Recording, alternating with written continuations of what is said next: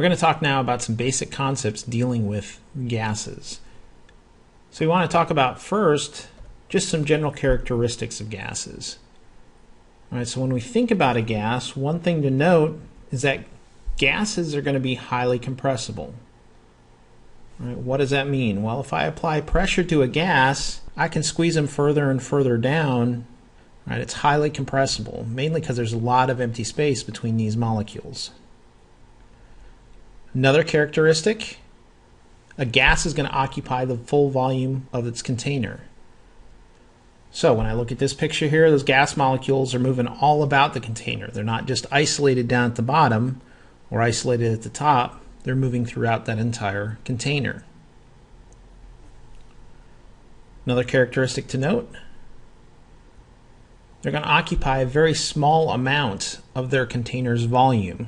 Right, now this picture doesn't really do it justice, but only around 0.1% of the container volume is actually going to be occupied by gas molecule volume. So there's a lot of empty space inside that container. All right, and the last characteristic to think about is gases are going to form homogeneous mixtures. So when we mix two gases together, they don't remain isolated, one gas and the other gas, they form an actual homogeneous mixture. All right, so those are some basic characteristics of gases to be thinking about as we go through this. Another important thing about gases that we have to talk about is something called pressure. Okay, what's pressure? Well, pressure is going to be force over area. Okay, so force applied by these gas molecules over a certain area is going to be the pressure of these gases. The SI unit for pressure is newtons over meters squared. Newtons being a unit of force, meters squared being a unit of area. Okay, so let's look at some picture examples of this. In this picture, you can see that this 1 kilogram weight is supported by the pressure produced by those gas molecules. The force of the mass of the 1 kilogram pushing down on the gas is counteracted by the force of the gas itself.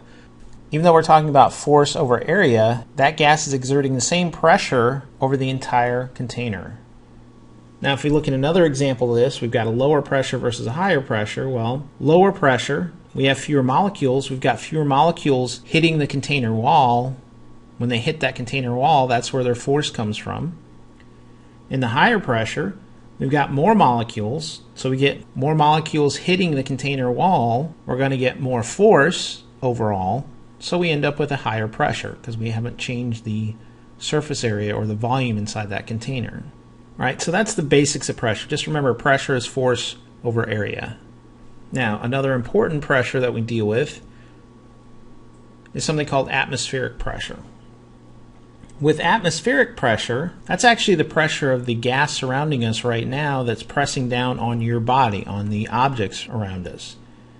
So if you think about the gas that's in the air you're breathing right now, those gas molecules are constantly bombarding your body. They're exerting a force over the area of your body. That is going to be a pressure. Okay, now when we think about atmospheric pressure, we're going to define 1 atmosphere, 1 ATM, as the amount of force felt over a 1 meter squared column of air pressing down at the surface of the Earth. Now that column of air, though, goes all the way from sea level all the way until we get to the end of the atmosphere. So all that air in that column is being attracted down by gravity, and that force that they're exerting on that surface area then, that's defined as 1 atmosphere of pressure. Now, some other things we need to recognize. We need to recognize some units to go along with this and some conversions. All right, 1 atmosphere of pressure is going to be equal to 760 millimeters of mercury. Okay, and we'll talk a little bit in a second about where that millimeters of mercury come from. We also need to know that 760 millimeters of mercury is equal to 760 torr. Right? You need to know those conversion factors because we'll talk in terms of atmospheres, millimeters of mercury, torr, and you have to convert to the appropriate units to do the calculations. Now when we think about this atmospheric pressure, one thing to consider, and an interesting thing to consider, is how do we breathe? Okay, it's not a matter of sucking air in. That's not how we breathe. What happens is our diaphragm pulls down on our lungs expand, they create a larger volume and decrease the pressure inside our lungs. When our lungs get that decreased pressure inside them, the atmospheric pressure forces air into our lungs. So it's not us sucking air in, it's actually the atmospheric pressure forcing air into our lungs. And that's how we breathe. We create that lower pressure inside our lungs. The higher atmospheric pressure forces that air in. Let's look at how we're going to measure these gas pressures. One way to measure gas pressure is to use something called a barometer. With a barometer, you've got this little pool of mercury, you've got an inverted tube inside that pool of mercury, and at the top of that tube you've got a vacuum. Well, what happens is the atmospheric pressure pushes on that pool of mercury and forces it up that tube.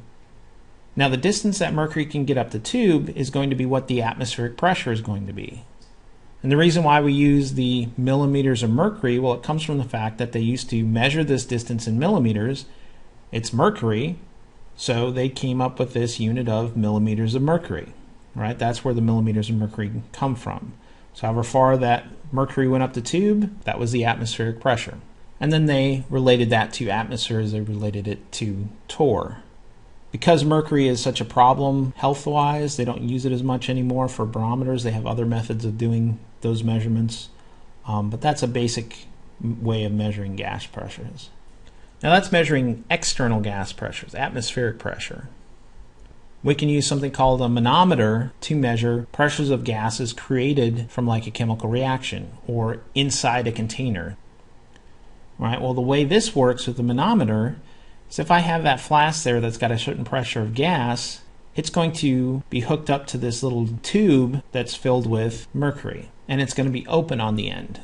So as the gas pushes on that mercury, it forces that mercury to move up that tube. Well, that distance is going to be another millimeters of mercury. That's going to help determine what the pressure is of the gas inside that closed container.